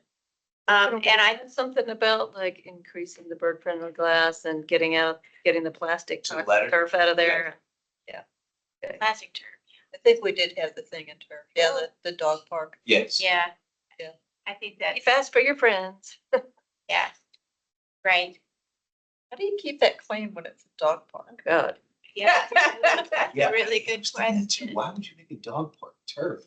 It does not. Not sound- bode well. Yeah, That's- like, That's the place you want it to be. Yeah, anyway, so, so let's assume that Rob and Elizabeth are making the motion to approve their letters. Guys brought it forward. One of you would move, and the other one second, subject to the conforming changes that you guys will work on together. yes, and apologies, this was late. If folks have any other, as you review this, any other major red flags, please just shoot us a Yeah, note. and I would just kind of go ahead on the HVAC and make that a red. Yeah. It's not This is already the backup generator. to be consistent with where we have been in the past. Yeah, all right, let's talk offline, because it says electric HVAC ready with the narrative, and they did Yeah. have that, so that's why I gave them beats. Yeah, I know, yeah, we, I think we you have have to, to use does not meet. have to stick with her. Yeah. I think we have to stick with her. But again, it's 62%. We kind of hammer home is that, they're building in gas with the system. Hopefully they'll see the light before they actually build the thing. Yeah, so this is clearly a moving target, but this is what we have to intensify at this point in time, and I think that you guys have done, thank you very much. And I think it was great as you think about volunteering for that other active SPRC out there. The fact that you guys worked as a team, I think was really helpful to you. I assume you guys thought that was helpful. It was helpful. We had a couple of conversations, but also kudos to Joan, who covered again for Right. us, and also just provides guidance. So thanks, Joan. Yeah, and actually one of the challenges with the project David had is their last SPRC meeting was when our commission was meeting. Right, so he came here and didn't go Here there. instead of the meeting. I didn't tell Takis that he wouldn't have gone in any event, but Well, we could have still evaluated, except I don't feel as comfortable if we haven't been there at meetings saying, this is what these buildings should be. Just to come up with a letter at the end of the day, but usually just for Elizabeth, take a look quickly at what the PC schedule is. It may be on their agenda for this month's meeting or next month's meeting, which is usually the first week. So we should have somebody there. And same with and then if it's in the PC meeting in October, it will be on the county board. And I think they were talking about going either October or maybe November, so. okay. Again, that's the thing with the SPRC process is that you have to really keep an eye on all these schedules and, and again, often they just, give you 2-week notice of a meeting and things Yeah, like they really don't plan it on your life at all. Actually, I wanted to make a point about that. When I sent around the latest tracker on the SPRC stuff, you may have noticed we had 5 new projects in the preliminary category. Yeah. And many times, those kind of projects sit there for a long period of time. So you don't worry about it. But of those 5, 3 were supposed to get their approval from CPHD in September. 1 was in October and 1 was November. So those 5 could get active very fast. And you could find that problem of meetings getting set up. Right. You might be caught. And So we need people, A, and then B, be ready to jump in. thank you. I think that we're going to take, and you're going to be out of the country for our next meeting. So we have talked a little bit about the SPRC process and there's subjectivity and we've seen some of that. But there are some big issues about it that I hope that you'll tee up when I put you on the agenda in November now, because I'm taking your time away now, despite having ruthlessly cut off everybody. But in terms of so there's 3 active projects after this. You need somebody for one of those. As Mark says, there are 5 preliminary projects. Joan is taking one that's in her neighborhood, and Majdi has one. So there will be 3 others. So that's coming down the pipe, but it's not here yet. But 1 is here yet. So call me, or I may be calling you. I don't know. Yeah, there is one in Clarendon. Names of the projects: Clarendon Square. Clarendon Square, Shirlington House, and 2500 Wilson. Those are the 3 that are not currently, nobody's signed up for. So again, Shirlington House, Clarendon Square, and 2500 Wilson Boulevard. Yep, Clarendon. Oh, I don't know. They're listed. Maybe they're different. Maybe they're not different. They're different. So they made neighboring properties or something like that with different developers. But I think we have a motion on the table for the letter. I don't think we actually voted to approve it. So I'm going to call for the vote on Elizabeth Rob's motion and second with all the various amendments. Everybody say aye. Aye. Thank you very much. Okay, so can we review the July summary? We don't need to review it. So Jenna, thank you for doing the comprehensive minutes. I know I marked them up slightly and my changes have been incorporated and circulated. Didn't see anybody else put any changes in.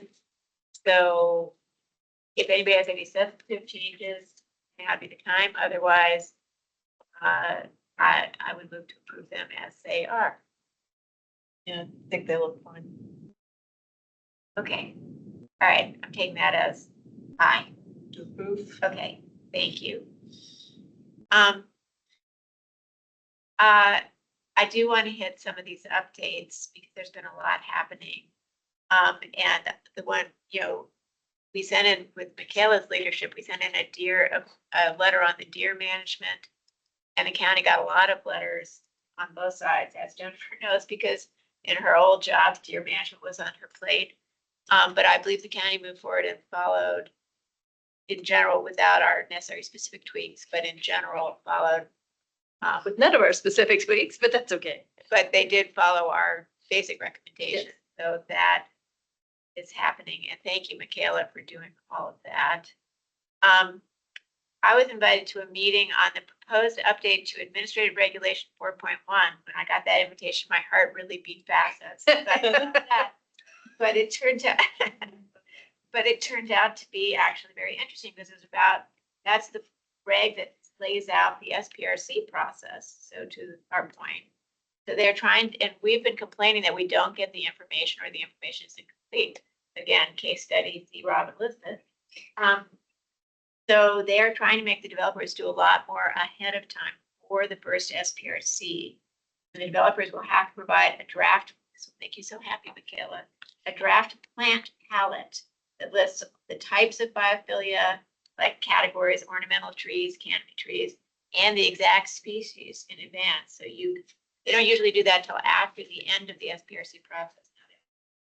They're also giving developers a list of the recommended plants and the 14 points of biophilic design, which I can't.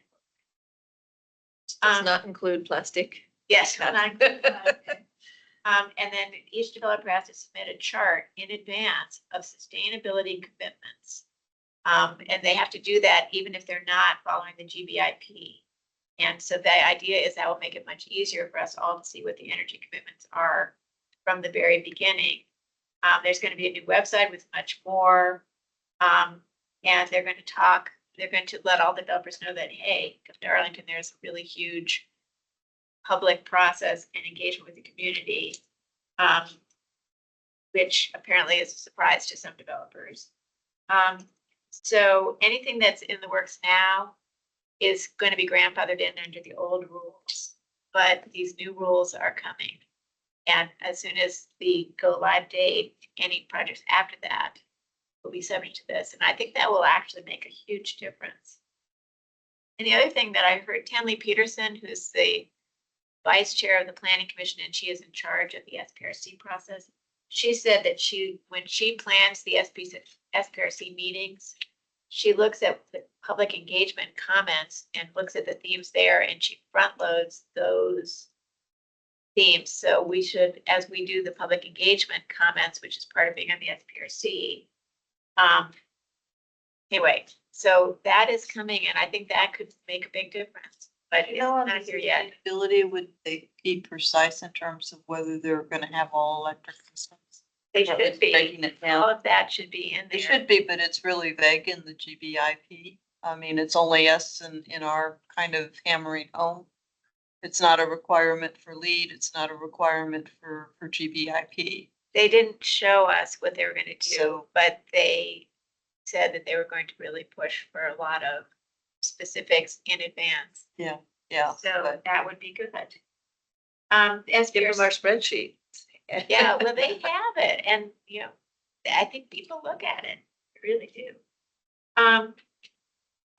I wanted to, and Doug, maybe you'd like to do this, talk about the solar switch letter that we got. Oh, sure, just talk. Yeah, I'll talk. So I got something in the mail last week that was really surprising, but I thought was really super cool. And somehow I had never heard that this was in the works. Or maybe I had heard, but I had. But I hope all of us Arlington residents got a letter from Demetra McBride the Office of Sustainability and Environmental Management Absolutely. about Solar Switch. And so we're getting the word out, outreach to the community, that there's an opportunity, and Arlington County is helping to facilitate the solar panels on our roofs, which is a great thing. So I want to personally just say, I think it's great that the county's doing this.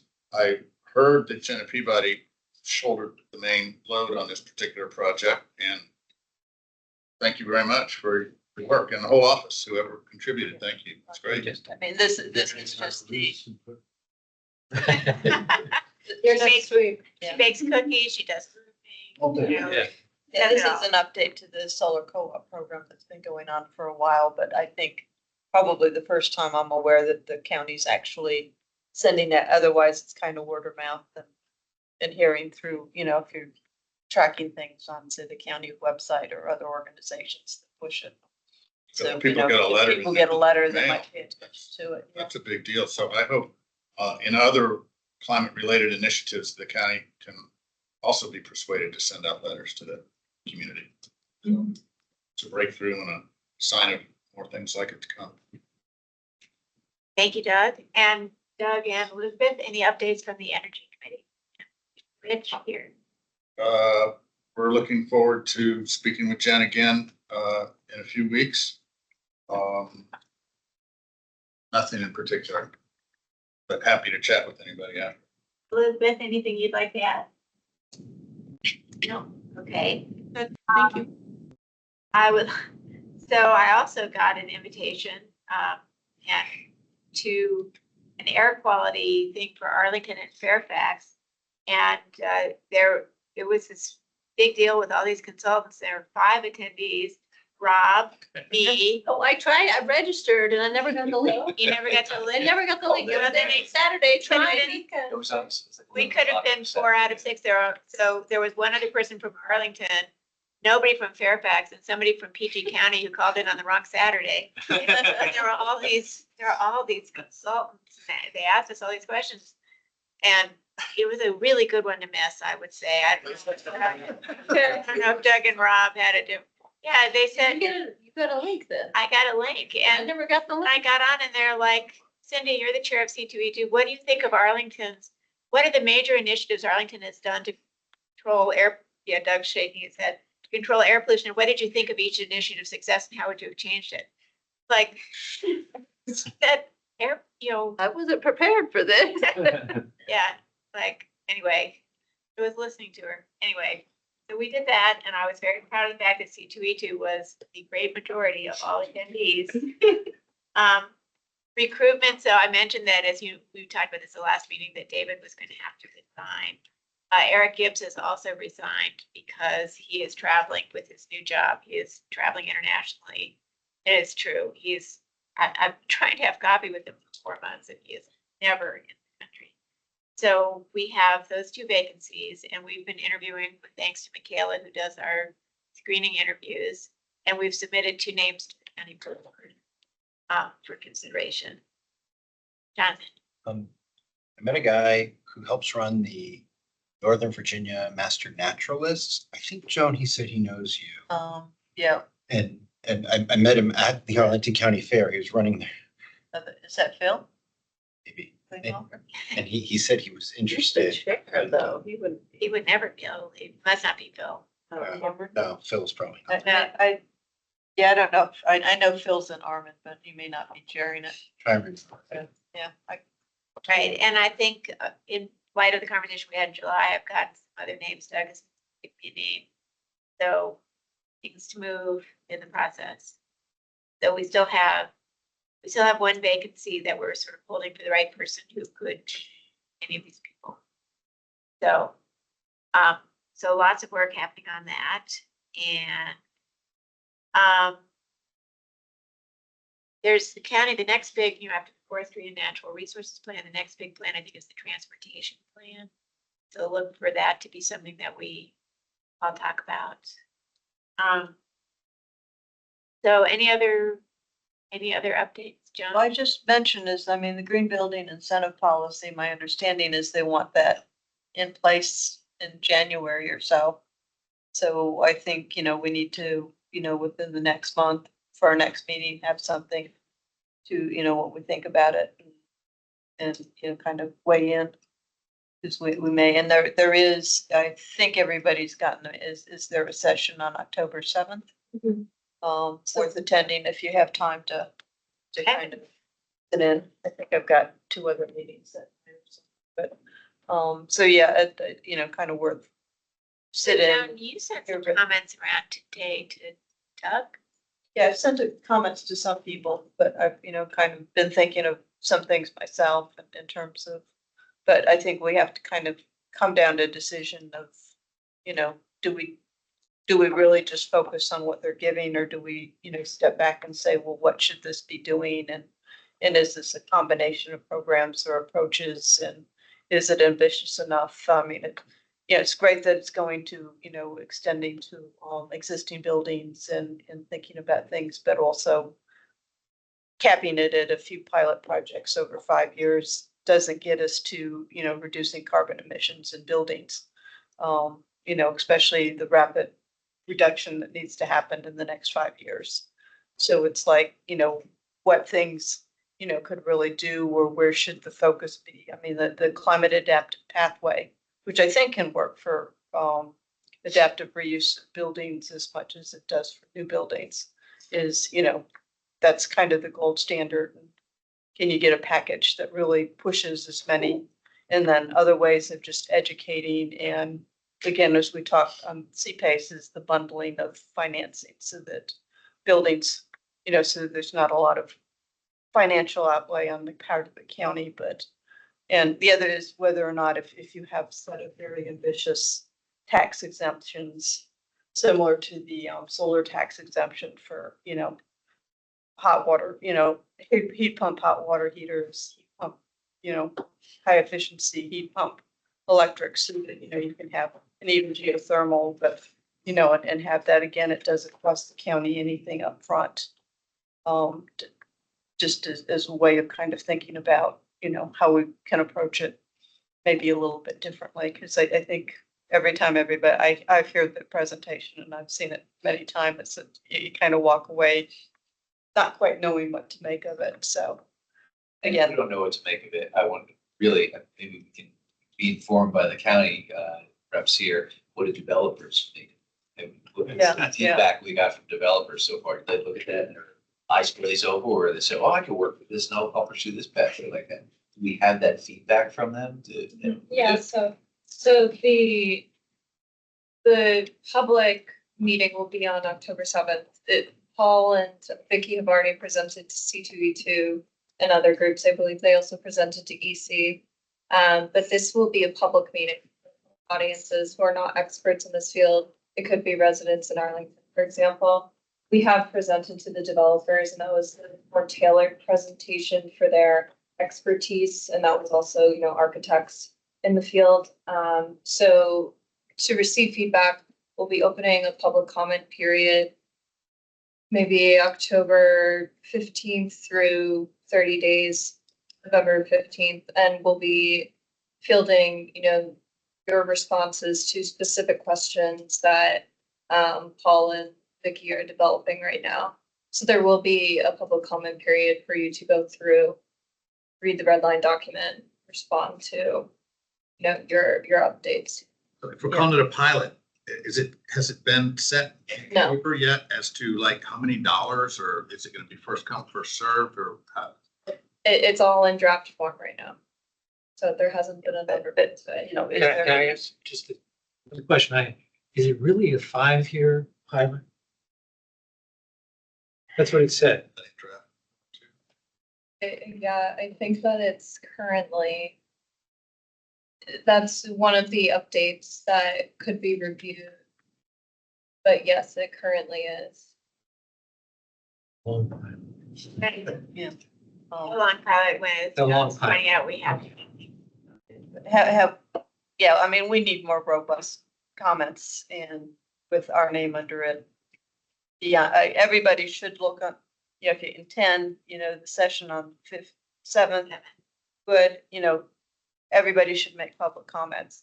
I mean, we're also all residents of Arlington, so we should be engaging as individuals as much as we do as well as the commission. But, you know, we definitely need, I think, a commission assessment and response. And actually, one thing I was thinking of is we could just take our checklist and look at each of the tiers, at least as a starting point. Everybody's familiar with our checklist, so we could say, you know, to what extent this actually pushes the ball any further than what we're already getting. To me, that's just kind of a starting point. The other is the end point of decarbonization of all buildings. But Jenna, has there been any response from the developers in terms of, so that, you know, you briefed them and they haven't come back? Because, you know, that's the kind of thing that would be, you know, what is going to be appealing to the developers. Yeah, and more important to that is what will really appeal to them to actually do the, you know, zero carbon pathway, you know, the climate adaptive pathway. With all those thoughts, so I know there are a few people who are thinking about being part of putting comments together, but let's talk offline about that. Okay. Is there anything else we should talk about? I think we're at the end of our time. It is Jenna's birthday, so I'd like to not too late. Happy birthday, Eve. Yep. Really? Way to celebrate.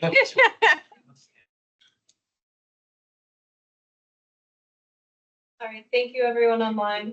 Thank you, everybody. Thank you for sticking with us. Have a good night. Appreciate it. Anytime. Bye-bye.